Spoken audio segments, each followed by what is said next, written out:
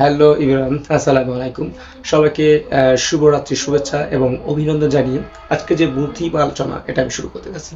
তো আজকে আমরা শিখব চীনা ভাষায় কিভাবে চাইনিজ স্বরবর্ণ এবং ব্যঞ্জনবর্ণ রয়েছে, এর শব্দ সংখ্যা কয়টি ও কি কি এবং কিভাবে ব্যবহার করতে হবে এবং কোন কোন ওয়ার্ডগুলো বাংলায় ব্যবহার করা হয়, এই বিষয়টা নিয়ে আজকে আমরা আলোচনা করব। So let's start now.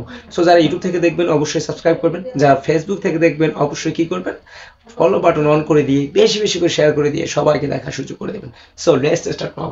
Chinese স্বরবর্ণ, চাইনিজ স্বরবর্ণ ও ব্যঞ্জনবর্ণ কয়টি ও কি কি? প্রথমত হচ্ছে চাইনিজ স্বরবর্ণ এবং ব্যঞ্জনবর্ণ কয়টি ও কি কি? বাংলায় যেমন চাইনিজ স্বরবর্ণ এবং ব্যঞ্জনবর্ণ রয়েছে, সেম কিন্তু চাইনিজের ক্ষেত্রেও ব্যঞ্জনবর্ণ এবং স্বরবর্ণ রয়েছে। ওকে, চাইনিজ স্বরবর্ণ, চাইনিজ স্বরবর্ণের কাজ কি? একে ফিনান্স বা ফাইন্যান্স বলা হয়। এর শব্দ সংখ্যা কিন্তু হচ্ছে 24টি। এই শব্দ সংখ্যা 24টি। আর এটা দিয়ে শব্দ শেষ করা হয়। এটা দিয়ে শব্দ কি করে? চাইনিজ যে স্বরবর্ণ আছে, এই চাইনিজ স্বরবর্ণর কাজটা হচ্ছে এটা দিয়ে শব্দ কিন্তু শেষ করা হয়। আর চাইনিজ ব্যঞ্জন বর্ণ, এর কাজ কি? ইনেটিয়াস, এর কাজটা কি এবং এর শব্দ সংখ্যা কয়টি?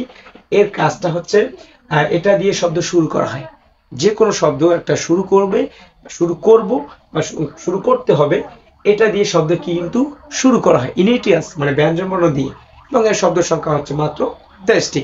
ওকে, তাহলে আমরা অলরেডি কিন্তু পেয়ে গেলাম। এবং ব্যঞ্জন বর্ণ ইনেটিয়াস যে 23টি রয়েছে, এই 23টির ব্যবহার বিধি সম্পর্কে এখন আমরা জানবো। এখানে ইংলিশ ভোকাবুলারি ওয়ার্ডগুলো ব্যবহার করা হয়েছে। এখানে এই যে ওয়ার্ডগুলো আছে, এগুলো কিন্তু ইংলিশ। চাইনিজের ক্ষেত্রে হচ্ছে সম্পূর্ণ ভিন্ন। ইংলিশ ওয়ার্ডটাকে ব্যবহার করে ফিরিয়ে নিয়ে এগুলো বাংলায় কোন কোন বাংলায় অর্থ ব্যবহার করা হবে, কোন কোন বাংলায় ওয়ার্ড যেটা ব্যবহার করা হবে, এই বিষয়টা নিয়ে এখন আমরা আলোচনা করব। চাইনিজ ব্যঞ্জন বর্ণ ইনেটিয়াস যে শব্দ সংখ্যা 23টা, এটা নিয়ে এখন আমরা কি করবো, আলোচনা করবো। ওকে, প্রথমত বলা হয় বি। এই বিতে প ধরা হয়।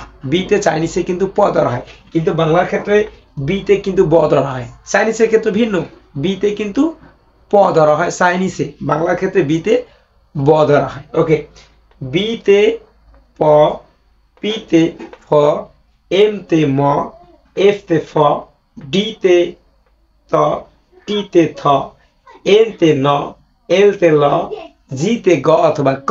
ওকে, তারপর হচ্ছে কে।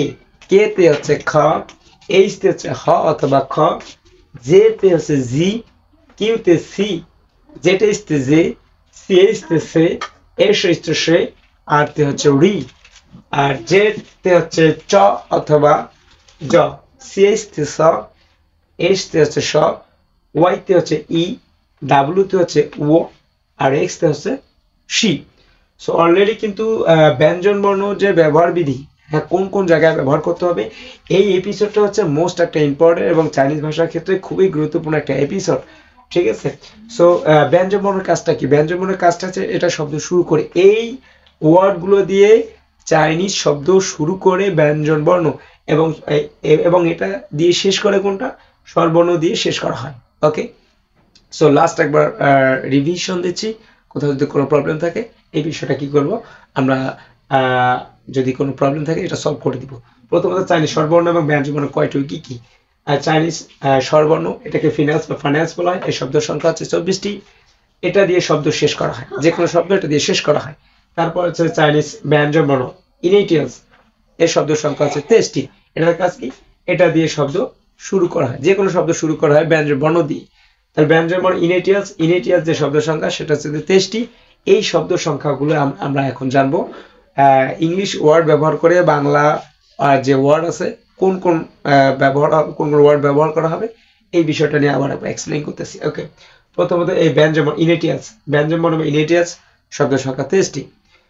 বিতে প, বিতে প, পিতে ফ, এমতে ম, এফতে ফ, ডিতে ত, টিতে থ, এনতে ন, এলতে ল, জিতে গ অথবা ক, কেতে খ, এইচতে হ অথবা খ, জেতে জি, কিউতে সি, জেটেতে জে, সিএইচতে সে, এসএইচতে সে, আরতে হচ্ছে রি, জেডতে চ অথবা জ, সিএইচতে স, এইচতে স, ওয়াইতে ই, ডাব্লিউতে ও, এক্সতে হচ্ছে সি।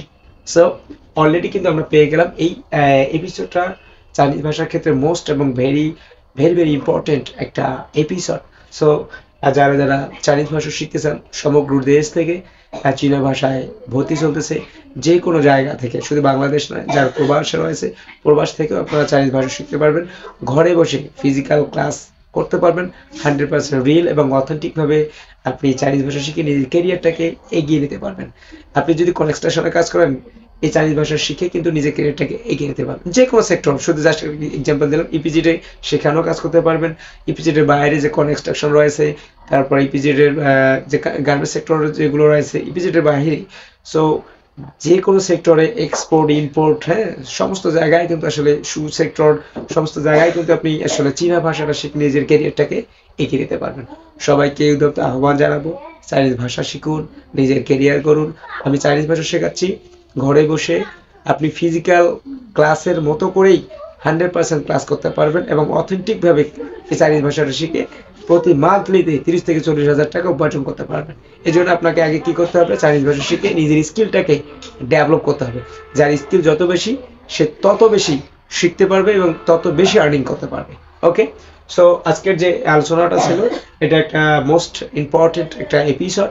এই এপিসোডটা যারা দেখবেন, ইউটিউব থেকে দেখে থাকলে অবশ্যই শেয়ার করবেন এবং সাবস্ক্রাইব করবেন যদি নতুন হয়ে থাকেন, এবং ভিডিওটি বেশি বেশি করে আপনার ফেসবুক টাইমলাইনে শেয়ার করে দিবেন।